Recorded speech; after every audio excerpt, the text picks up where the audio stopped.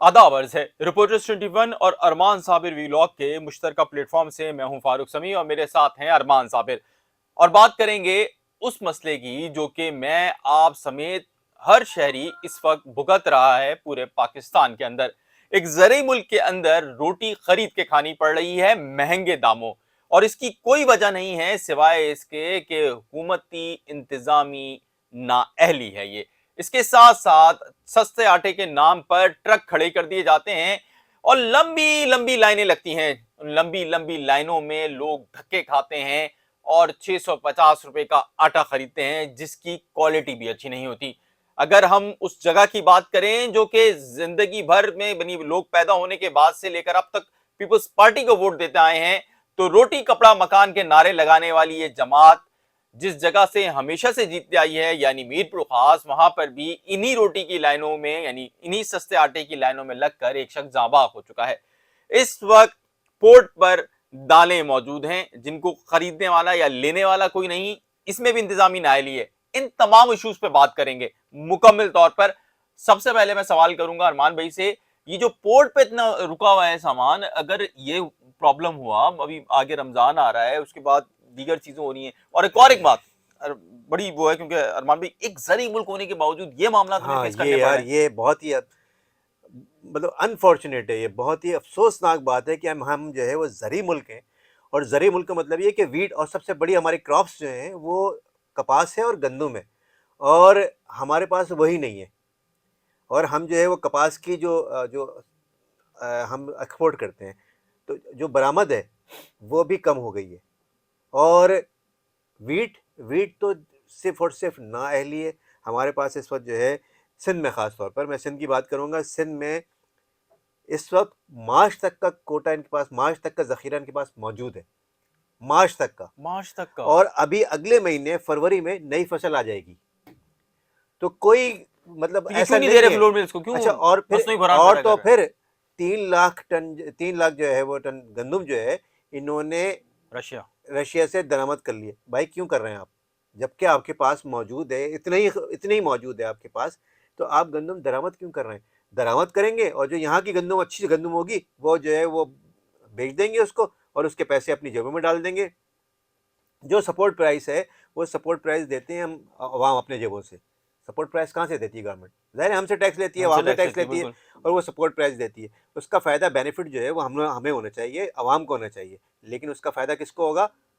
जो इनके करीबी लोग वडेरे। हैं, वडेरे हैं, मिनिस्टर्स हैं, सिर्फ उनको फ़ायदा होगा। और इसका फ़ायदा जो है वो आम आदमी को नहीं होगा। आज इन्होंने प्रेस कॉन्फ्रेंस की है मिनिस्टर साहब ने, चावला साहब ने और मुकेश शजील कुमार मेमन ने, चावला और शजील और इनाम शजील मेमन। में इनाम मेमन ने, तो उन्होंने कहा है कि जी आटा जो है पूरे सिंध में 65 रुपए किलो मिल रहा है।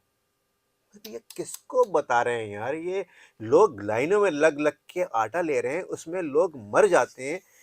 ट्रक जो है वो चल गया, पीछे बेचारा वो भागता रहा और वो बैलेंस आउट होने की वजह से वो गिर गया। पीछे पूरा जमे गफीर आ रहा था, वो उसके कुचल गया, उसके उनके जो है कदमों जनाब में आकर। शर्जील इनाम मेमन साहब, ये हाल है इस वक्त दूर सिंध के ना अंदर। जाएं, सिर्फ कराची प्रेस क्लब के सामने आकर लगने वाला ट्रक देख लें, लोग सुबह से उसके लिए लाइनें लगा के खड़े होते हैं। आगे आप बता रहे थे कुछ। और जो है दालों का जहाँ तक मामला है, अच्छा ये नहीं। आटे हाँ, का तो आटे का मसनूई बहरान है, मुस्तई बरान है। बिल्कुल मसनूई बना रहा है। इसमें हुकूमत की सिर्फ और सिर्फ नाअहली है, नेग्लिजेंस है, और क्रिमिनल नेग्लिजेंस हम इसको कहेंगे। जहाँ तक दूसरी बात है कि दालों का जो मामला चल रहा है, दालों के 6,000 जो कंटेनर्स हैं, 6,000 कंटेनर। 6,000 कंटेनर्स वो रुके हुए हैं इस वक्त। और चूंकि स्टेट बैंक ने उनको जो है दालों को प्रायोरिटी लिस्ट पे नहीं डाला था पेमेंट के सिलसिले में, तो उनकी पेमेंट्स नहीं हो पा रही हैं। जब तक उनकी पेमेंट्स नहीं होंगी तो डैमरेज बन रहा है, और डैमरेज जो है वो दाल जिन्होंने इम्पोर्ट्स किए बेचारे इम्पोर्टर्स, वो अब डैमरेज भी भर रहे हैं अपनी जेबों से। तो वो तो सरासर नुकसान में जा रहे हैं। और दालें जो हैं वो आ ही नहीं हैं, और अगर दालें नहीं आती हैं तो रमज़ान में एडिबल ऑयल भी उसमें शामिल है। एडिबल ऑयल के कंटेनर्स भी खड़े हुए हैं। एडिबल ऑयल, खुर्दनी तेल जो है हमारे खाने का जो तेल होता है वो, और घी, और ये सब इंपोर्ट होता है। और दालें, 80% दालें हमारे यहाँ इंपोर्ट होती हैं। ये तमाम की तमाम चीज़ें अगर इंपोर्ट पल्स, ये सारी चीजें। नहीं आई, जो कि पोर्ट पे खड़ी हुई हैं, लेकिन अगर ये इनको नहीं आने दिया गया तो हम रमज़ानों में शदीद तरीन बहरान आटे ग़िज़ाई के इजलास साथ के साथ बहरान का, ग़िज़ाई अजनास के बहरान के और भी ये बहुत ग़िज़ाई इजलास ज़बरदस्त का नुकसान है। बहरान की वजह कोई और नहीं सिर्फ सिवाय नाअहली ये है, है कि सिर्फ हुकूमत नाअहली है। की नाअहली है। वो अफराद जो कि दावा करते आए हैं, जिनकी पार्टी का आगाज रोटी कपड़ा मकान पे हुआ, वो आवाम के मुंह से रोटी छीन रहे हैं अपनी नाअहली की बाइस। अच्छा, और बेसिक क्या है? आम लोग, आम गरीब आदमी जो है वो रोटी खाता है और दाल खाता है। ना दाल मिलेगी ना रोटी मिलेगी। यार ये कौन, कहाँ में हम कहाँ रह रहे हैं?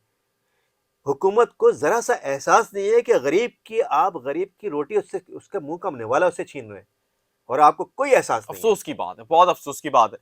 अच्छा, ये जो आपने बताया कि दालें-वालें, अच्छा ये दालें जो सिर्फ़ सिंध में तो नहीं होगा ना? ये जब इतने सारे ट्रक हैं तो उसका मतलब ये तो आगे तक ज़ाहिर जाएँगे। है बिल्कुल आगे तक जाएगा, ये ये पूरे इसका पाकिस्तान इम्पैक्ट के अंदर एक बड़ा बिल्कुल, बहरान आने जा रहा है ग़िज़ाई बिल्कुल इजलास का। इम्पैक्ट जाएगा, बिल्कुल इम्पैक्ट जाएगा, क्योंकि दालें दालें तो इम्पोर्ट होती हैं, दालें हम इसी नहीं, तरह तेल भी आगे, खुर्दनी तेल भी जो है वो आगे तक जाएगा, तो ज़ाहिर है।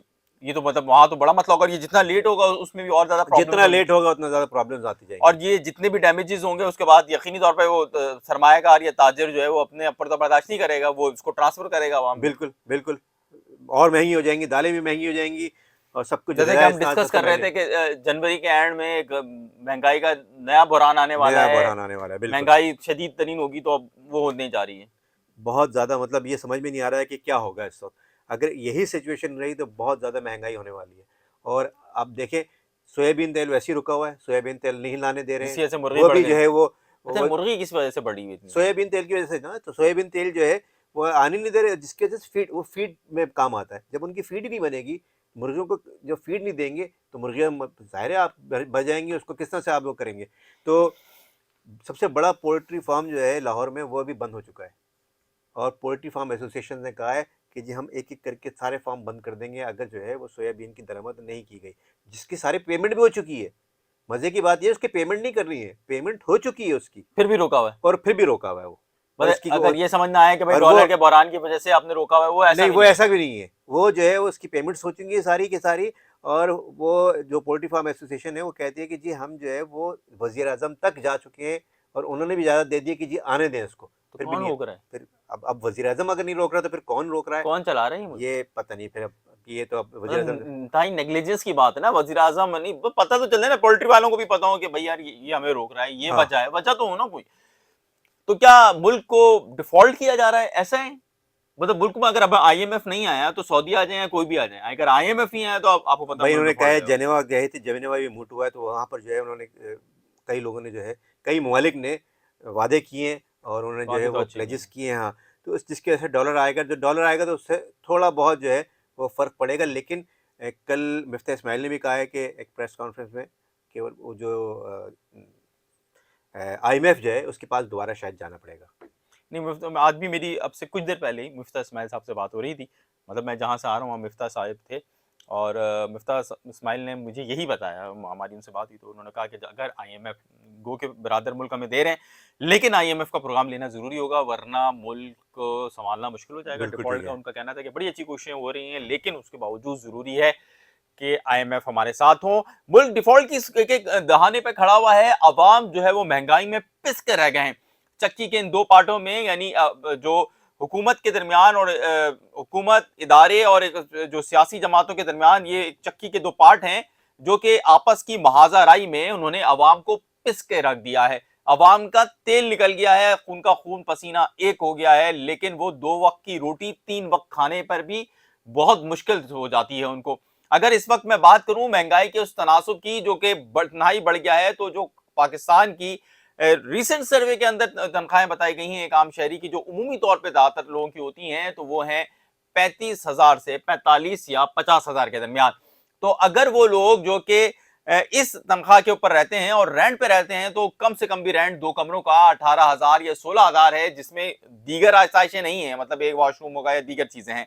तो फिर एक आम शहरी आखिर कैसे जी रहा है?